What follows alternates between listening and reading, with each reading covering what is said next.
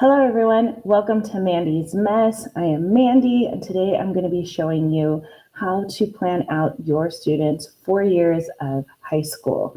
It can be a bit of a challenge and it does depend on state to state. So I'm going to be giving you kind of a general overview, but I want you to know that honestly, you need to check your state's information. And so that's what I'm going to be doing first. I live in the state of California. So we're going to look at the CDE's, the California Department of Education's website. We're going to look at the minimum requirements for graduation. Now, I do not recommend that you only do the minimum, but I think it's a good baseline to build off of. All right, and we're doing this Zoom style. So just so you know, I'm on Google Meet recording this just so that way I can be as factual as possible. It's just the easiest thing to do. So I will share their website. Every state has their own set of requirements, so just make sure that you know what they are. California requires 130 credits. Now this is based off of each class, each semester class, should I say, being 5 credits each. So if you wanted to, you could break it down to 13 credits and then you get a half credit. It just depends on however you want to do the math. California works off of a 5 credits per semester basis. So but look up your own state just to be sure. Right here, it says that California requires 3 English courses. I do not think that that is appropriate. I think that 4 years is best. If your student here in California wants to go to a CSU or a Cal State, 4 years is for sure best, and looking up those A to G requirements is a good idea. 2 courses in mathematics, including 1 year of algebra. So that means that you need a minimum of algebra 1. So you can do like a pre-algebra and an algebra 1. And if you want that to be it for your math, so you don't have a kiddo that is a math whiz, totally fine. You can graduate in California with that. However, Cal State and CSU is going to want 3 years of math. 2 courses in science, including biological and physical sciences. That is going to be like a biology, hence biological, so like a life science. And a physical science will be chemistry or physics. 3 courses in social studies, United States history and geography, world history and culture and geography, and then 1 semester of government and civics and 1 semester of economics. And I'll go through and tell you when they're typically planned out in your normal brick and mortar high school. You plan it out how you want to for your homeschool.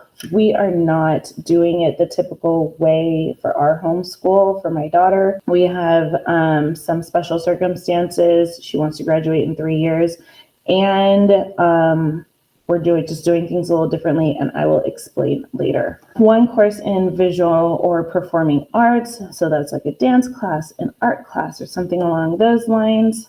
World language, any sort of world language that includes American Sign Language, so there's that little caveat down here, or career and technical education. Now, this might be a little hard to do as a homeschool family. If you would like to do that at a community college where you might do something with a dual enrollment program or a concurrent enrollment program, that's not a bad idea. And then 2 courses of PE. So those are year-long courses of PE. So basically 2 years of PE.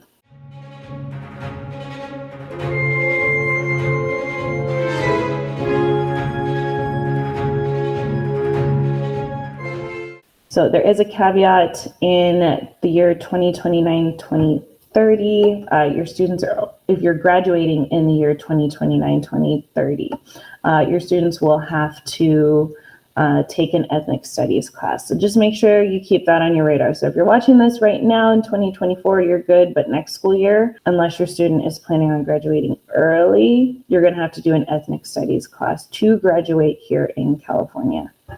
Okay, so I've got my 4-year plan up, and this is what I would recommend for a high school student. Now remember, I am a counselor here in California.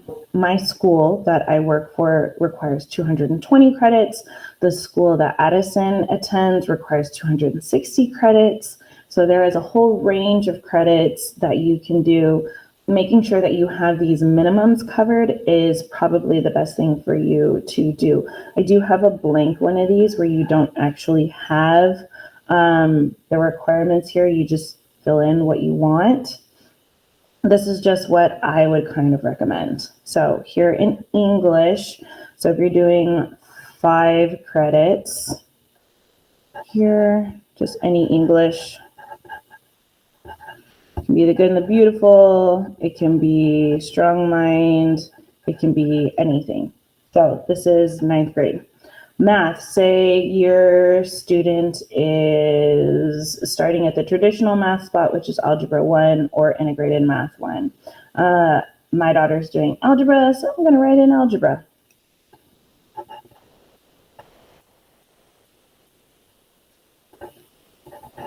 Now, it is also possible for your student to do a 2-year algebra program. There are a lot of kiddos that do that. It just takes them a little bit longer to get through algebra. You just need to make sure that you're supplementing, so it's not like you're only doing a year. You need to actually have 2 years worth of work. So just make sure that you have 2 years worth of work of algebra. But if math is something that your student struggles with, you're going to find those supplemental work to make sure you bring their skills up. So you've got 1 year of Algebra 1, and that's 5 credits there. So you've got 10 credits here total. Science, typically students start with biology. It just gets that biological science out of the way.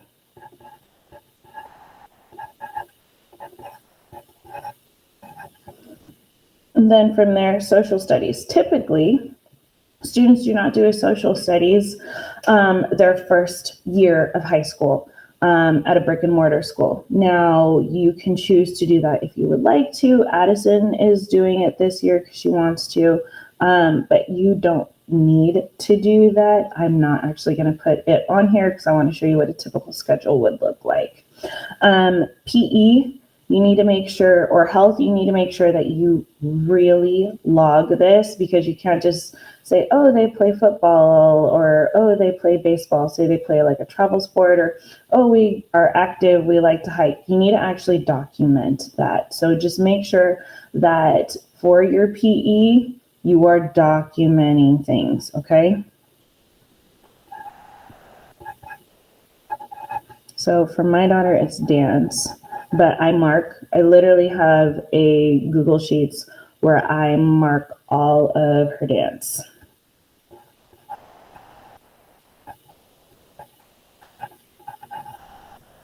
Visual and performing arts. Like I said, she does dance. However, oh, I lost it. There it is again. Okay, she's a dancer. I could do her visual performing arts class as dance. I'm choosing not to, or should I say we chose not to. She actually took a dual enrollment class with Chapey College with a drawing class. I haven't figured out Chapey College's new website yet because they've changed things around on their dual enrollment website. I will most likely do a video on dual enrollment at some point. However, I need to go through and figure out their website because they're changing some of their pathways, trying to make them more compatible with different high schools and being able to partner with different high schools. So just so you know, it's coming, but I'm not there yet. She did take that class over the summer, so I'm going to still count it as part of her freshman year, but I'm just going to put here summer drawing, and that's 10 credits. How do I know that's 10 credits? Well, I will show you. Okay, so this is a website that a lot of high school counselors like to use when it comes to dual enrollment and their students. So there are not every class at a JC or junior college is going to count as credits when it comes to the UCs and Cal States. Why am I talking so much about UCs and Cal States? You live in Virginia. I'm sorry. This is just what I know here in California. This is typically where our students go. Feel free to talk to any counselor in your area. If I can help you find out information in your area, I would be really, really happy to. But if your kid is college bound, contacting a university specifically and seeing what they will and will not allow is probably the best policy. But this is what I do know for here in California. So if you want your kid to do a concurrent enrollment, which is sometimes called dual enrollment, but concurrent enrollment just means that they're taking college classes and they're letting them count for high school credit. So I'm going to type in the institution's name, which the one that Addison chose was, or that Addison went to was Chaffey. Okay, so I've got Chaffey College right here. Go to course list, and then see that caveat right here about the 23-2014. It means that there's not been any changes, so you need to go all the way over here to the 23-2014, and then all the classes pop up. Magic. It took me like 6 or 7 times of searching through the website to actually read to figure out where I would find these things. All right, so this has the A through G requirements listed on here. So the A is history and social studies. The B is English. It gives you the requirements right here, just so you know. C is mathematics, 3 years. 2 is science, 3 years recommended. Recommended is always one of the best things to do. Let's see here. E is other languages. F is visual and performing arts, and that is where we come in. And she did, where is it? Digital imaging, fine art photography. Introduction to drawing was this Art 14 class right here. So she took it online. It was an online course over the summer. I think it was a 6-week course, but it counts as a full year of classroom based. So that means that here in the state of California, what she is doing is literally just that. Like, she took a full year's course in about 6 to 8 weeks. Pretty cool. I don't recommend that for some of the more difficult courses, but this intro to drawing course was not a bad way to go. So, modern languages. Addison is not taking a modern language this year, or foreign language this year. She wants to take Japanese. Typically here in California, our kiddos take Spanish. It's just what we do.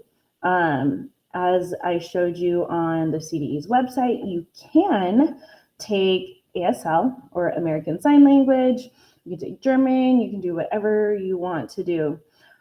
Doing a foreign language with a dual enrollment program, if you have a kiddo that learns pretty well online, might be a good idea. You can get a foreign language out of the way super duper quickly. Addison is going to do her foreign language next year. I just did not want to overload her too much this year. But for the purposes of this particular document, let's say that your student is doing Spanish. So Spanish 1, 5 credits. Spanish 1, 5 credits. All right, so that's 5, 10, 15, 20, 25. Sorry, 5, 10, 15, 20, 25. So that's 25 here. Typically, your student also may do an elective. So any elective of their choice. Say they want to do a robotics class. Say they want to take a cooking class or anything like that. So like home ec, ceramics. Well, ceramics would also fall under the visual and performing arts. Oh, one caveat, which is something to know. Once you have met this requirement, if you do another, say, visual and performing arts course, it would just count as an elective after that. So if you have a student that's taking drawing and maybe like ceramics, the ceramics would come down here. Or you could put the ceramics here and the drawing here. It just depends on whatever it is that you want to do as a parent. You just need to put it down on the high school plan that way. So once you've met the minimum requirement, put it down in the electives. So let's say that this student is taking a ceramics class. All right, that's 5 credits. And we'll say they're taking, I'm requiring Addison to do a financial course.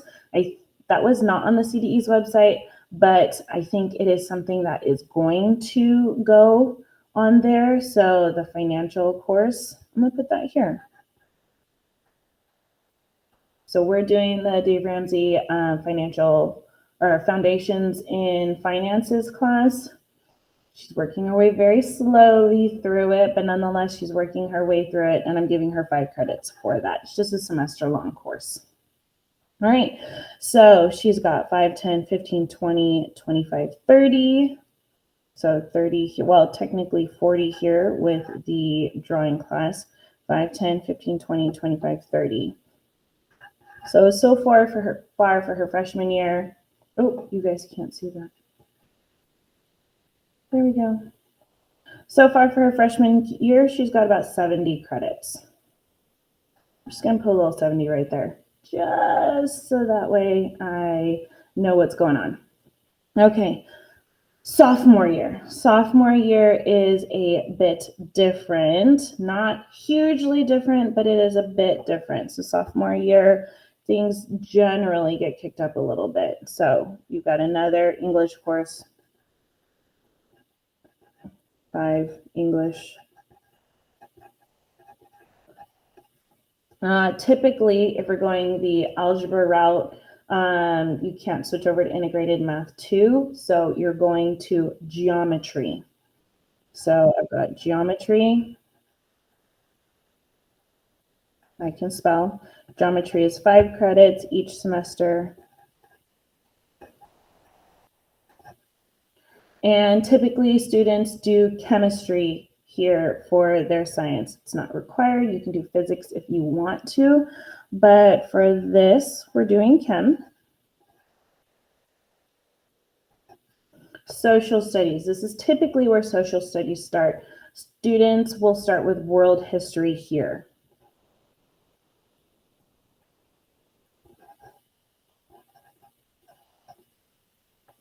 All right, it is good just to get your second year of PE out of the way. So that's what we're gonna do here, PE, which is dance, PE, dance. It's another 5 credits. We've already met the visual and performing arts, so we're not gonna put anything else in here. Modern language, as you saw on the UC Cal State website, or the UC website that I showed you for the requirements, it's best to do 2 years. California only requires you to do 1. But I put on here typically 2. If you guys were to purchase the one that doesn't have any of these requirements, just put the second year down here in the electives. On this one, I'm going to put it right here. So Spanish 2, 5 credits. Okay, this is a pretty full schedule. So 1, 2, 3, 4, 5, 6 classes. Some schools typically do 7 classes. If you want to work in a Bible or something like that, if you're a Christian, you want to require your student to do a Bible course, I highly recommend it. It'll just be counted as an elective. And when you do your transcripts, look at the, that will just go under electives for when colleges are looking at it. But this is 30 and this is 30. For my daughter, what we are doing is she's going to be taking Japanese. She's going to be taking Japanese right here. So fall and spring of her 10th grade year, and she's just going to knock it out all at once. Let's see here. So far we've got 70, we've got 100, 130. Technically speaking, that is how many credits are required, but the number-wise for the state of California. However, we have not met all the requirements. It says 3 years of English, and you still need to do your U.S. history and government and econ.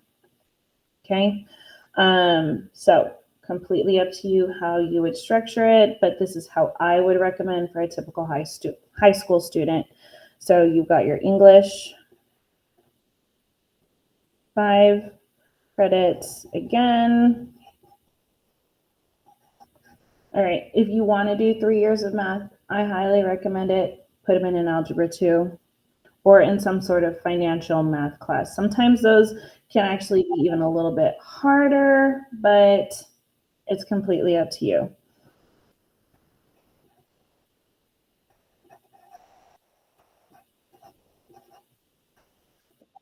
Your science, this is where I might do like an earth science or something like that, which will be 5 credits each semester. This is probably a more traditional schedule like I would do with my son. This is where US history comes in. We have met our dance requirement. Addison is going to continue dancing. You can use these credits as elective credits if you would like, if your student continues, if you want to continue to count PE. You don't need to continue to count PE. It's kind of a soft option, but if you're just looking for credits and you're like, my kid's doing it anyways, I'm just going to keep track of it and give them credit for it, totally up to you.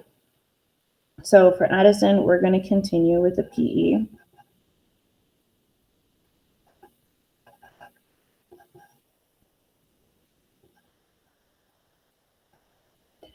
All right. And I'm not sure, but I think it would be a good idea to do a modern language. We've only got 1, 2, 3, 4, 5. I think it would be good to do a modern language here, but you don't have to. Say you want to do a cooking class. And you've got 5 credits for that one. This would be another great opportunity to take a class with a junior college. So if I was to look at Chafee's website, I would see that, oh, they've got a geography course, different than earth science, so you can do a geography course here. If you're not sure on something, look it up on that UC website. I will link it down below. Anyone can get to it. There's no sort of login. It's public information. Please make sure that you look at it and you know how many credits to give your students. If I'm looking at a geography course, say at Chafee College, their world history, their world regional geography, so it's not a world history, it's specifically world geography. That is a full year classroom base. So maybe your student gets 10 credits that way. And it's only a semester long course, which is really nice. So then your student has taken 5, 10, 15, 20, 25, 30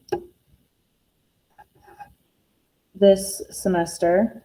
5, 10, 15, 20, 25, 35. So now your student is up at 30 or 195 credits by the end of their junior year. So still more than enough actual number credits to graduate. However, you still have not met all the requirements. You still need 1 more year of English and 1 semester of government and 1 semester of economics. Completely up to you how you want to structure this. If you want to have them do a full year of other classes just to make sure that they get enough courses, go ahead and do that. If you want to just have them do English and maybe a math and their government econ, and you want them to take only 3 credits, and then maybe get started on some other community college classes, this is a great time to do that because you're meeting those minimum requirements but still doing more. Personalize this to your student as much as possible. So for senior year, you've got English, you've got your 5 credits here in the fall, and English, 5 credits in the spring. Math you don't need to do. If you want to do it, you can. From here, you would go to pre-calculus, is what I would highly recommend. You don't need to do a science, but you need to have government, and you need to have economics.